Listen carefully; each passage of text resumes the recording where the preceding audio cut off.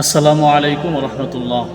আজকে এমন একটি আমল শিখিয়ে দেব, কবিরাজের ভাষায় এই আমলকে বলা হয় বশীকরণ। আর আমরা যারা কোরআন হাদিস শরিয়া দিয়ে চিকিৎসা করে থাকি, আমল করে থাকি, আমরা বলে থাকি মহব্বত সৃষ্টি করার আমল।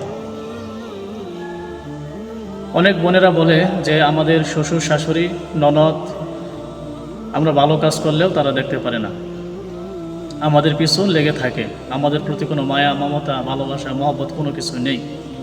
তো তাদের জন্য, এবং অনেকেই আছেন যাদের সন্তান কথা শোনে না,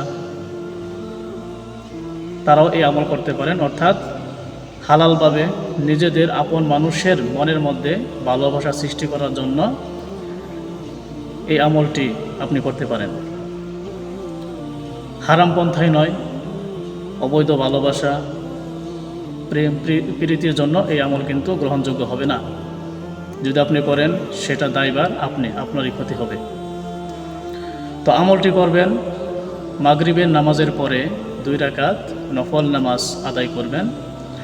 এরপরে দুরুদে ইব্রাহিম 7 বার পাঠ করবেন।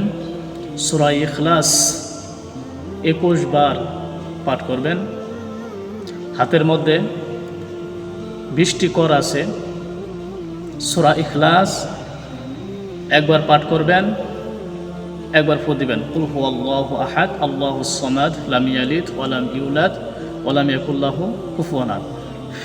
এরকমভাবে 20 বার করে 20টি ফু এই 20টি করের মধ্যে দিবেন।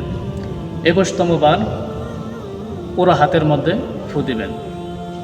এরপরে দুরুদে ইব্রাহিম আবার 7 বার তেলাওয়াত করবেন, পাঠ করবেন মহব্বতের সাথে। এরপরে যে মানুষটার অন্তরে মনে আপনার ভালোবাসা সৃষ্টি করতে চান, আল্লাহর কাছে মোনাজাতে তার জন্য দোয়া করবেন। আল্লাহ রাব্বুল আলামিনের কাছে বলবেন, আল্লাহ তার মনের মধ্যে আমার ভালোবাসা মহব্বত সৃষ্টি করে দাও।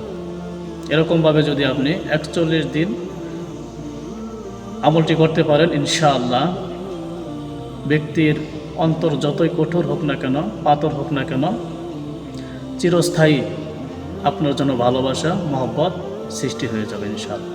বিশ্বাসের সাথে একিনের সাথে আমল করুন। আর পৃথিবীর কোনো কবিরাজ পারবে না কোনো মানুষের অন্তরের মধ্যে আপনার ভালোবাসা সৃষ্টি করিয়ে দিতে।